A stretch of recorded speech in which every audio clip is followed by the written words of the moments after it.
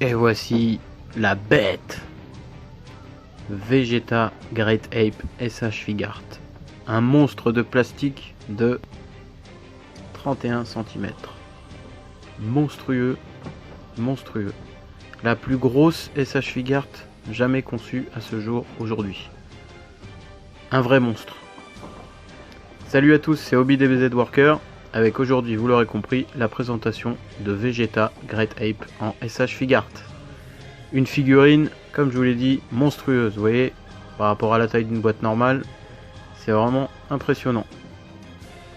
Rien de plus étonnant puisque Vegeta Great Ape, donc Ozaru, est une transformation des Saiyans qui permet de décupler leur force, mais de se transformer en gorille géant quand la pleine lune arrive, ou en créant une boule assez puissante pour reproduire les effets des rayons Blitz en fait sur leur corps et se transformer en gorille géant. Donc Bandai a eu l'idée farfelue de nous construire un SH Figart, donc Vegeta Great Ape. Donc voilà la bête, avec une ouverture un peu spécifique par rapport aux autres. D'habitude un petit coup de scotch sur le côté et c'est réglé. Là vous avez un petit coup de scotch à mettre plus une languette à enlever. Donc vu la taille de la boîte, c'est un petit peu normal d'avoir une boîte un peu plus costaud pour éviter justement que la bête s'échappe.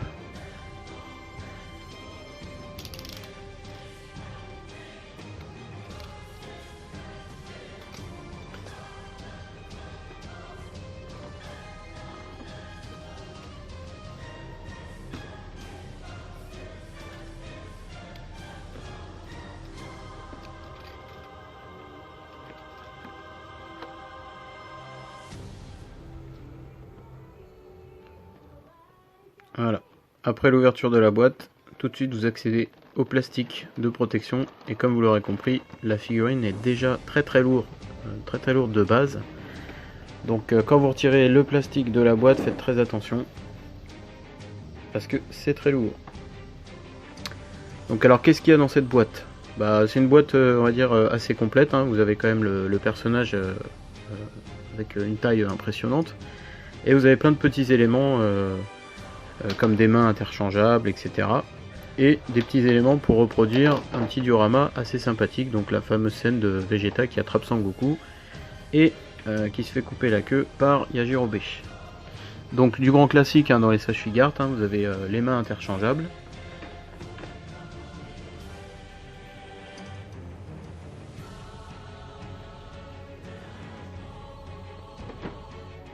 Donc au niveau des détails en fait, au niveau de la moulure du personnage, on a une figurine quand même qui est très bien réalisée.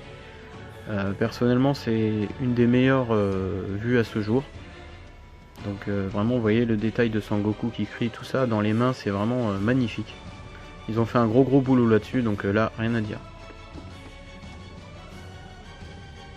Donc, vous avez la possibilité de mettre donc la queue du gorille ou la queue coupée pour reproduire la scène.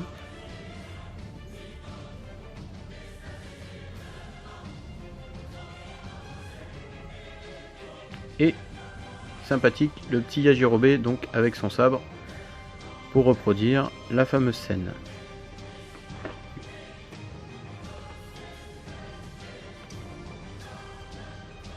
Vous avez également donc visage interchangeable, donc le visage normal et le visage avec l'œil crevé.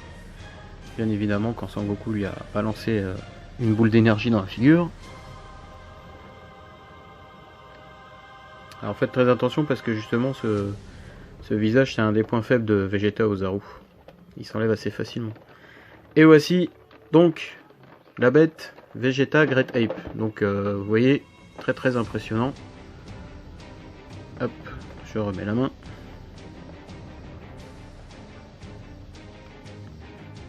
Une grosse figurine. Vraiment très sympa. Vous voyez, bien articulée. Bon là on le voit pas aussi, mais la langue en fait peut bouger à l'intérieur de la bouche. On peut la bouger pour la faire remonter un petit peu.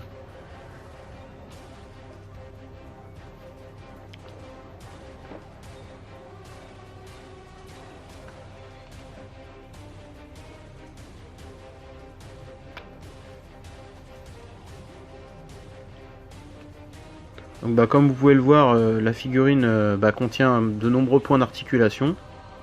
Vous pouvez la faire prendre à peu près toutes les poses. Alors bien évidemment, comme vous le savez, toutes les SH Figart malheureusement ne dérogent pas à la règle. À force de manipulation, vous avez les articulations en fait par points qui s'abîment, et au final vous avez une figurine qui est complètement désarticulée et qui est complètement molle. Donc moi pour ma part, la mienne, je pense que je vais la laisser dans une position vraiment particulière et je la bougerai pas, ou alors je la bougerai mais vraiment une fois par an ou une fois tous les 2 ans, parce que c'est vraiment ce genre de problème qui arrive souvent. Donc vous voyez, au niveau des articulations, pas de souci, hein, les bras bougent bien, vous avez de nombreux points pour pouvoir mettre votre personnage dans la position souhaitée, même si la figurine est assez grosse et assez impressionnante. Ça bouge relativement bien et on sent bien que c'est du costaud, parce que quand vous tournez les bras, vous entendez vraiment les points d'articulation craquer un petit peu. Donc on sent que c'est quand même du solide. Vous avez le torse qui est amovible tout, vous pouvez donc bouger en avant, en arrière et sur les côtés. Au niveau des jambes aussi c'est pareil, vous pouvez lui faire prendre des poses assez dynamiques. Et le tout se tient bien. C'est une figurine, on sent que c'est du solide, du costaud.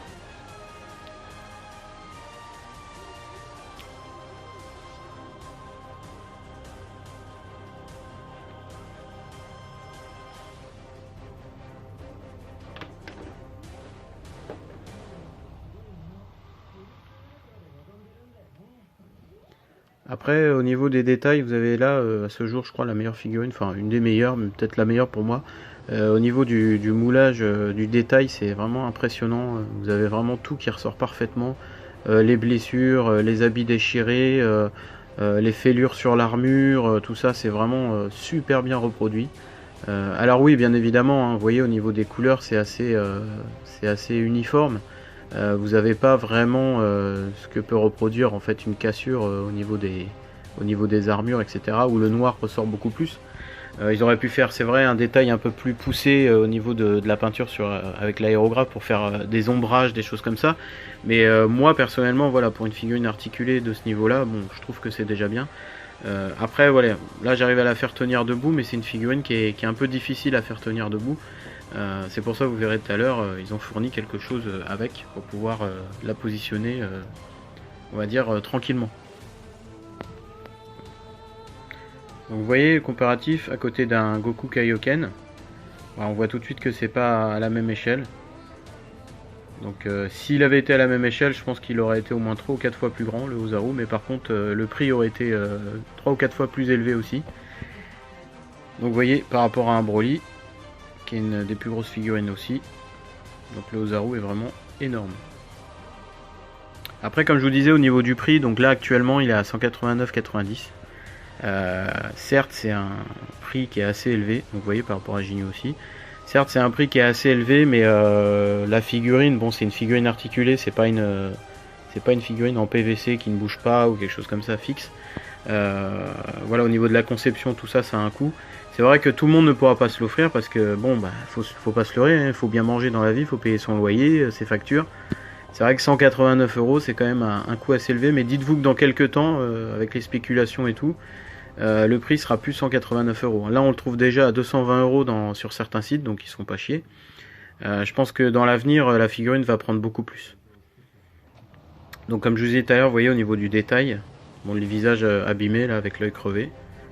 Donc c'est assez réaliste, hein. Vraiment le souci du détail a bien été relevé, quoi.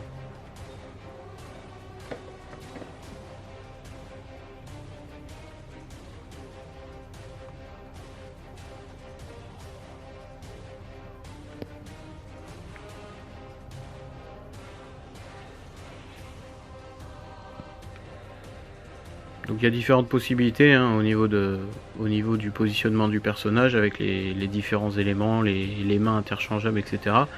pour reproduire à peu près toutes les scènes. Alors ce sera à vous dans la vitrine de vous amuser, hein, dans votre vitrine ou là où vous allez le positionner. Si vous voulez le mettre en mode menaçant, en mode transformation, ou alors comme moi je pense que je le mettrai comme ça, en mode comme dans la scène du dessin animé où il attrape Son Goku et Yajirobe lui coupe la queue derrière.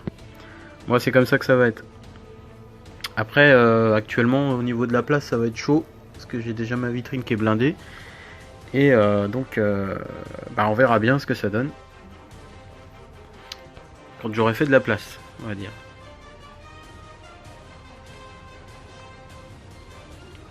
Donc comme je vous ai dit, vous voyez les fameuses mains avec Sangoku qui attrape, et là vous voyez vraiment le souci du détail. Enfin, ils ont vraiment bien fait le personnage. Donc là vous avez le petit Yajirobe aussi.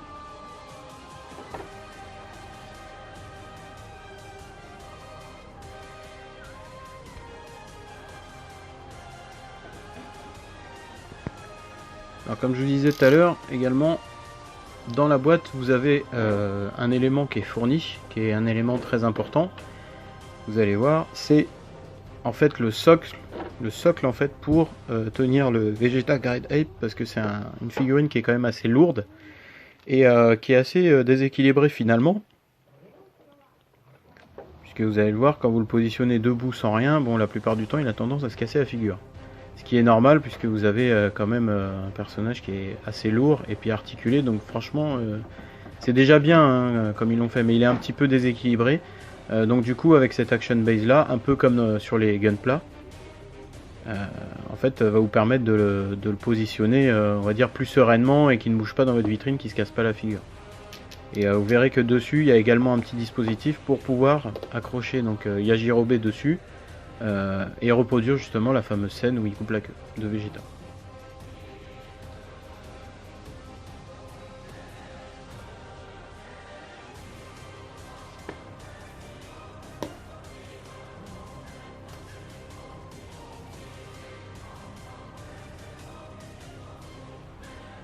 Vous voyez, malgré l'action base, c'est quand même un peu compliqué de le positionner dans une position on va dire assez stable et qui ne bouge pas.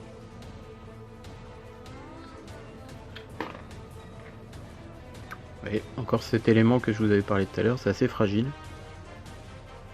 Le haut de la tête.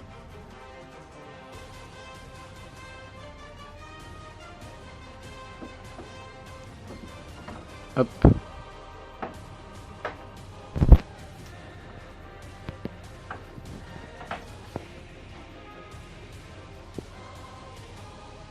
Alors vous voyez, il y a une petite attache qui est fournie avec Yajirobe, justement pour pouvoir l'accrocher sur l'action base pour reproduire la fameuse scène. Donc elle est sur la gauche, ouais, sur la gauche normalement, juste à l'arrière de l'articulation.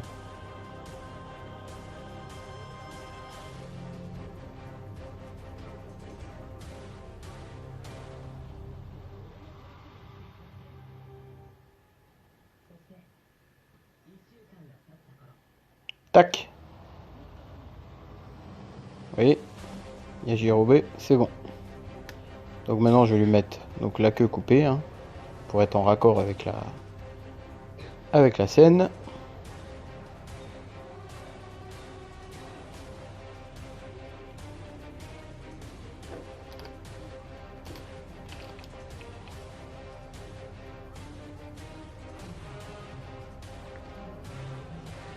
Et voilà.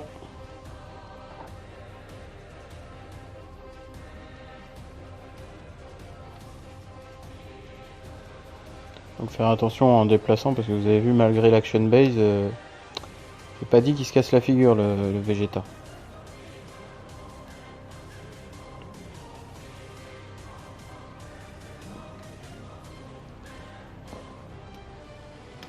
Ah, bon bah voilà, c'est ce que je vous avais dit. Donc il est assez lourd le pépère, et puis il y a encore ce problème de visage qui glisse.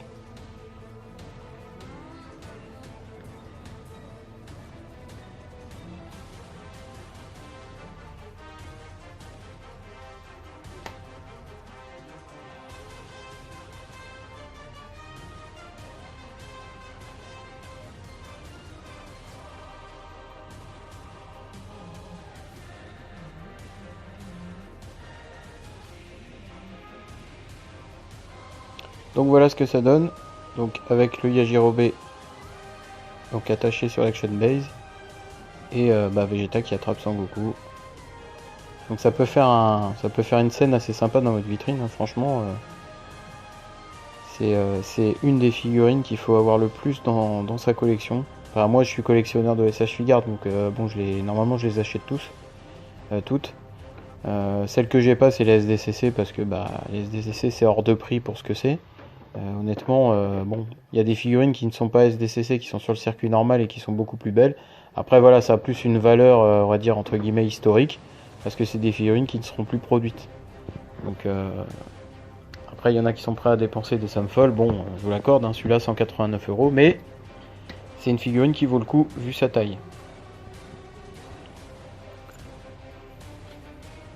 Donc pour ma part, j'avais il y a quelques temps fait un diorama donc pour mon fils. Justement, c'était le décor du canyon, du combat de Vegeta contre Sangoku justement en gorille. Et ça tombe bien, bon je l'ai rénové un petit peu parce que comme il a joué avec pendant assez longtemps, il était un petit peu abîmé. Vous voyez, je lui ai même fait le pod et tout ça en pâte à modeler d'ailleurs. Et du coup, pour l'occasion, bah, je me suis dit, le petit Ozaru, bah, il va aller dans son décor. Et au final, ça tombe très bien, puisque vous allez le voir, c'est vraiment bluffant de réalisme, en fait. C'est vraiment le décor parfait. Je l'avais fait, mais à l'époque où je l'avais fait, c'était il y a quelques années, Vegeta Great Ape était même pas prévu sur les plannings de SH Figuarts, en fait. Donc ça a été fait tout à fait au hasard. C'était une demande de mon fils, en fait, il voulait un décor pour jouer avec ses figurines. Et je lui ai demandé quel décor il voulait, et puis il m'a dit voilà, je veux le décor du canyon quand Vegeta et Sangoku se sont battus la première fois.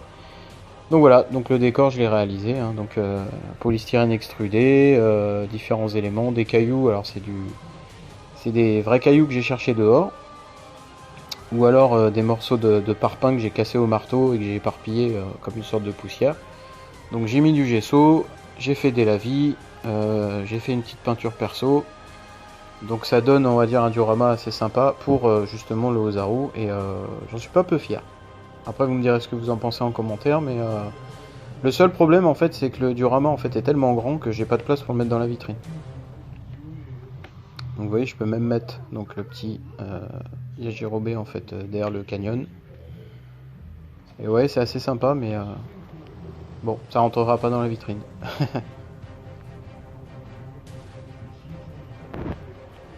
Donc voilà, c'était la présentation de Vegeta Great Ape. Je vous souhaite une bonne journée. Je vous dis à bientôt sur la chaîne Hobby DBZ Worker.